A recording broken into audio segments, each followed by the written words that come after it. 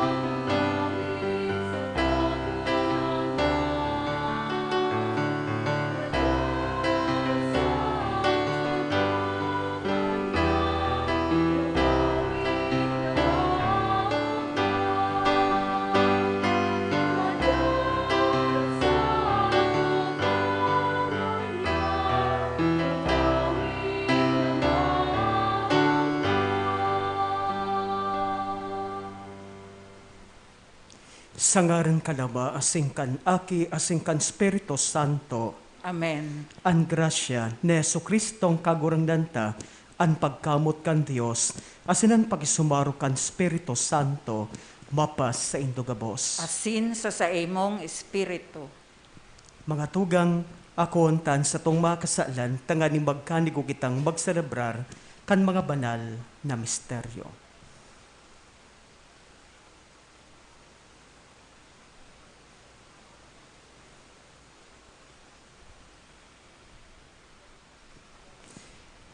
Nagkukumpisal ako sa Diyos na makakamhan, asin sa indo mga tugang, na nagkasala ko nin makuri sa isip, sa tataramon, sa gibo asin sa kapabayaan.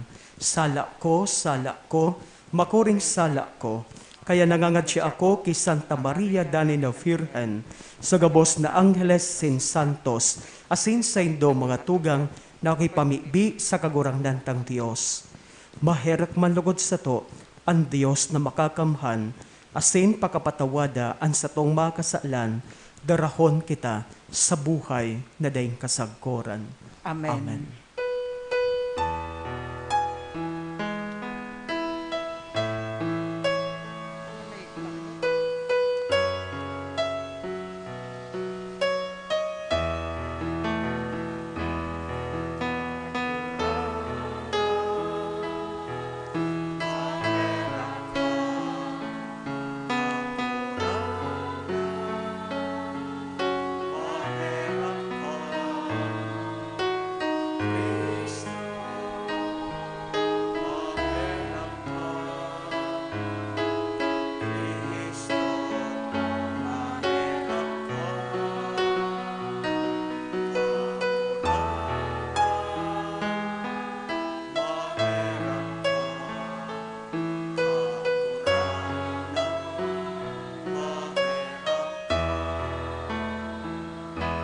Gloria in excelsis Deo.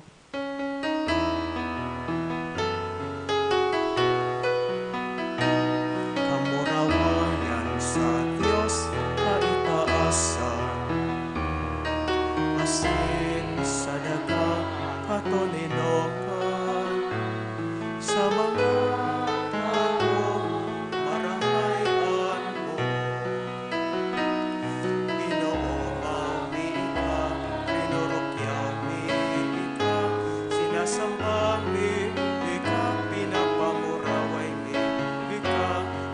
Salamatan ika, ulikan na ko kamurahayan,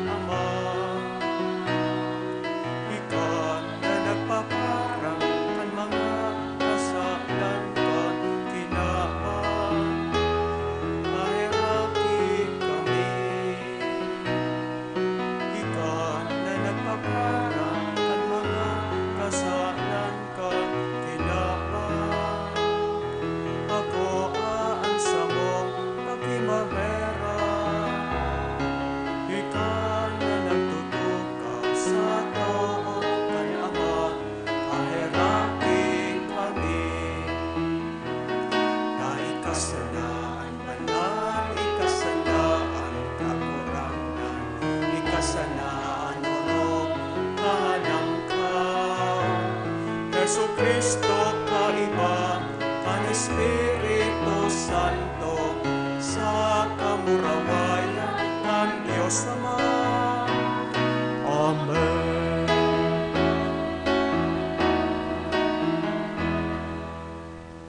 Mamibi kita. O Diyos na makakamhan, sa makangalas na sakramento, ipinapagiramdom mo sa mo ansay mong pagsakit, asin pagkagadan. Sambahon melugod an misteryo, kansay mong hawak asin dugo. Tanganing dani na mapasamuya, an bunga kansay mong pagtubos sa mo.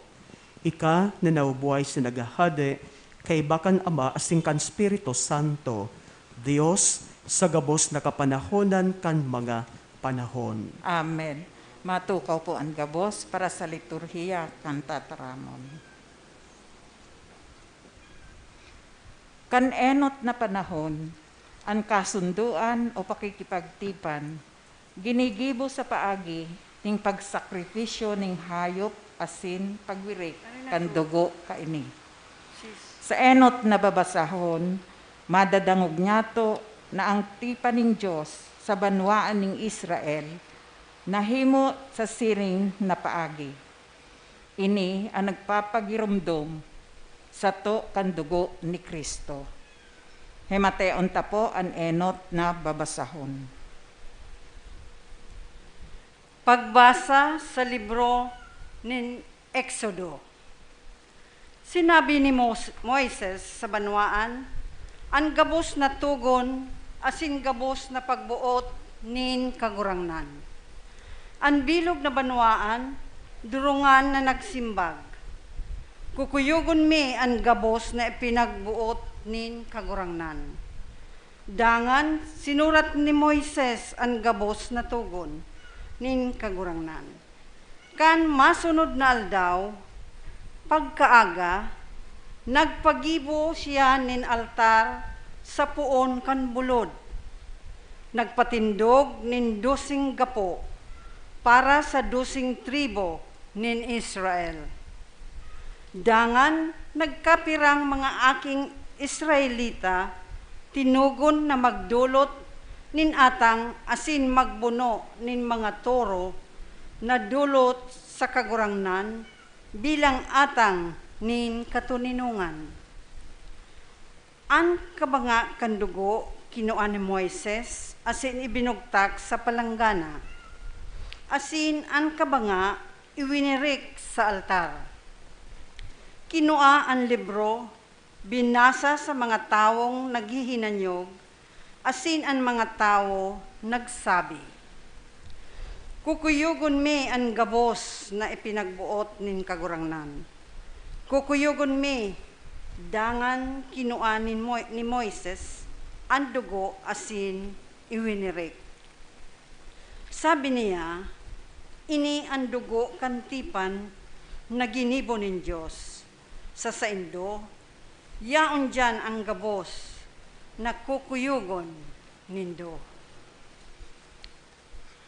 Tataramon kan kagurangnan. Salamat sa Diyos. Salmo responsorio. Iitaas ko ang kalis nin kaligtasan. Aapodon ko ang ngaran nin kagurangnan. Itinaas ko ang kalis ning kaligtasan, aapodon ko ang ngaran ning kagurangnan. Paano ko mababalusan ang kagurangnan? Huli kan sa iyang pagkamarahayon para sa ko. Idodolot ko ang kalis nin kaligtasan, aapodon ko ang ngaran nin kagurangnan. Itaas ko ang kalis ning kaligtasan, aapodon ko ang ngaran ning kagurangnan. Magayon sa mata nin kagurangnan, ang kagadanan nin mga maimbod sa iya.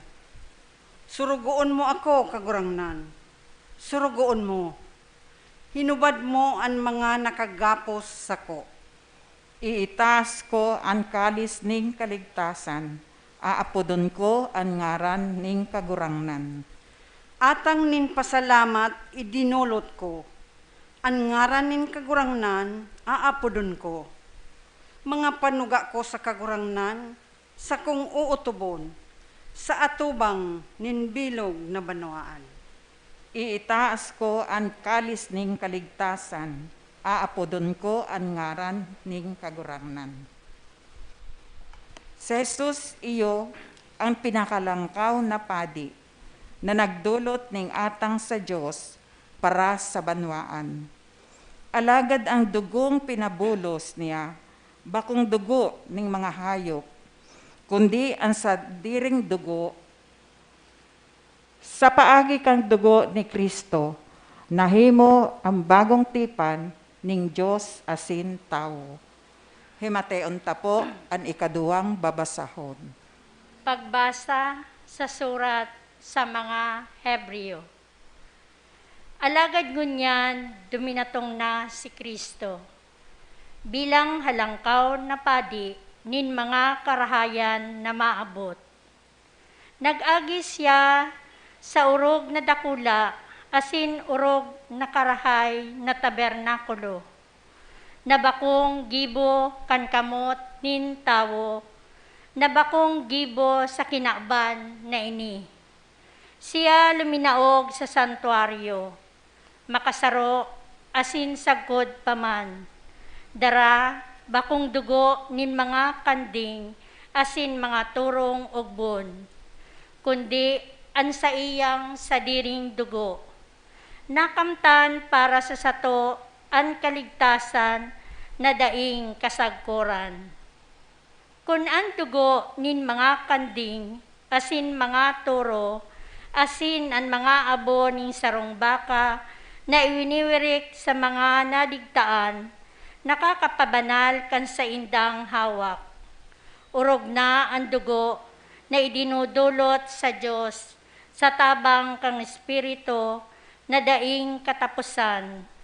Urog na nakakalinig kan sa tong puso, sa mga gibong gadan, tanganing kita makapagsamba sa Diyos na buhay. Kaya siya ang tagapag-ultanan kang bagong tipan, tanganing ang mga tao na inaapod para sa pamana na daing kasagkuran, magkamit kan panuga. An sa iyang kahadean, nangyari tanganing patawadon ang mga kasaalan na lalapas kang inot na tipan. Tataramon kan kagurangnan. Salamat sa Diyos. Matindog po ang gabos para sa pagrukyaw kan marahay na bareta.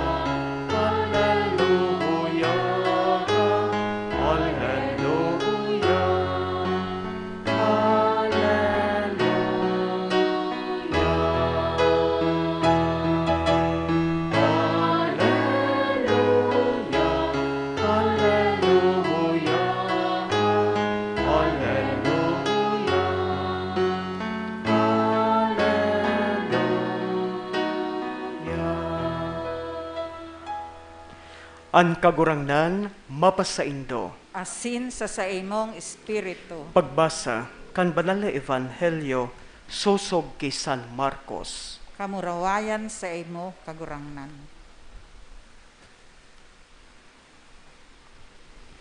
Enot na aldaw kan tinapay na daing levadura.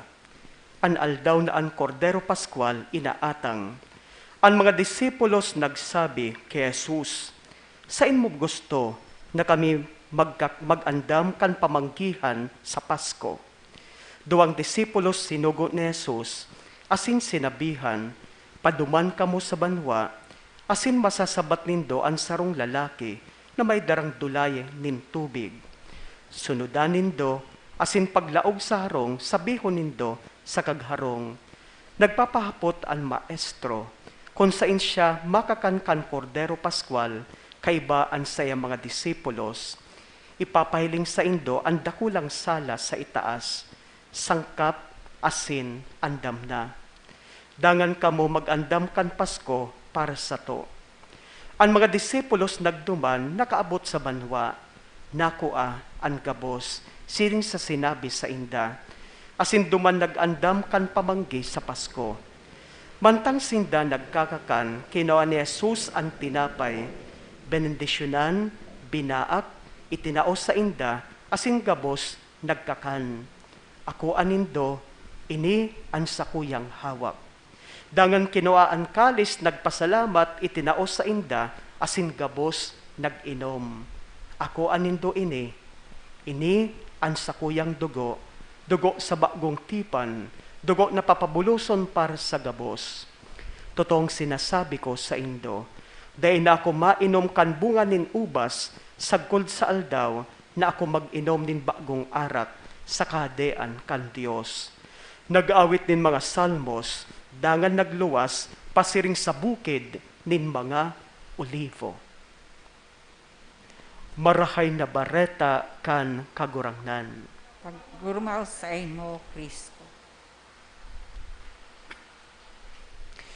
Mga namumutan ko mga tugang kay Jesucristo, sa tuyang ipinagsisilibrar mga tugang ang sarong dakulang solemnidad, ang solemnidad kan Corpus Christi, Corpus, body, Christi of Christ.